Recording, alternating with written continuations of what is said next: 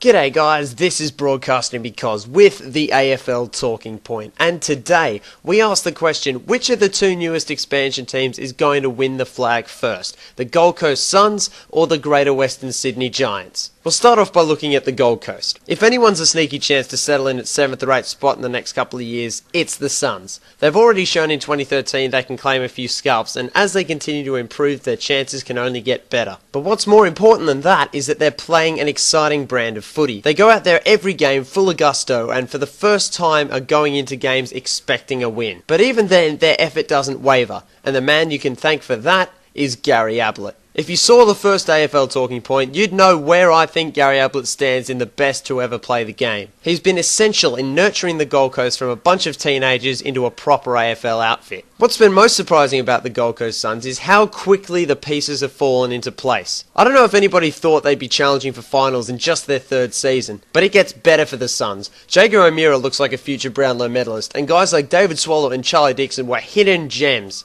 Early exposure to the big stage has worked wonders with these guys, and who knows how good they'll get in just a couple of years' time. The concerns, though, are common for both teams. Gold Coast has been established well, but it will be interesting to see how they go under their second coach or when Ablett moves forward towards the end of his career. But interest is the more appropriate word than concern, as the club has been built on really strong foundations that should serve them well for a very long time. Unfortunately, I can't say the same for Greater Western Sydney. The club's biggest issue isn't on the field, it's off the field. Attempting to establish themselves in the shadow of the Swan success is no easy feat when you're getting flogged every week. As great a coach and ambassador for the game Kevin Sheedy is, most of his effects will only begin to show through in the medium to long term. What I think could serve as a roadblock in GWS's development is a change of coach just 2 seasons into their AFL existence. While the Suns have had an extended run with Guy McKenna working under the same expectations and ideas, the GWS will have to readapt to their new coach in season 2014. This could really go either way in terms of on-field performances. They have a lot to live up to following the Gold Coast's third season lucky, and I do hold grave concerns if they fail to produce good performances next year. Jeremy Cameron, Tim Moore and John O'Patten have all shown great glimpses of a bright future for GWS, but it's still unclear exactly when their team will start to be competitive. As an AFL-loving Sydney-sider, I really want them to do well, but with some of the abysmal crowds they're drawing whenever they play, it's nothing short of disappointing. But then again, it's on the field where most of the talking is done.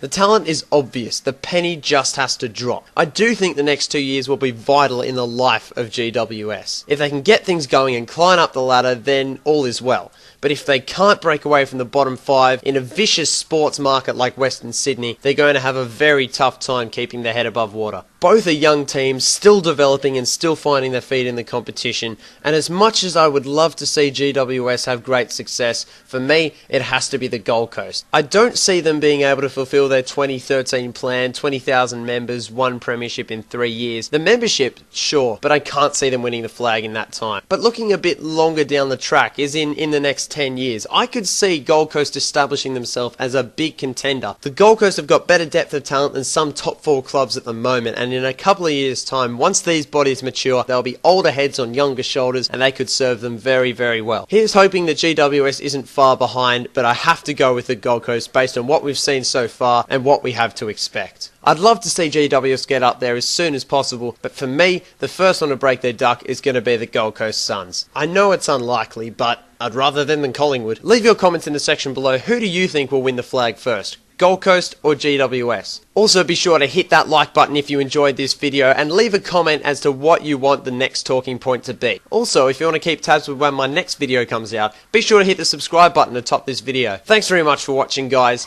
cheers and stay tuned.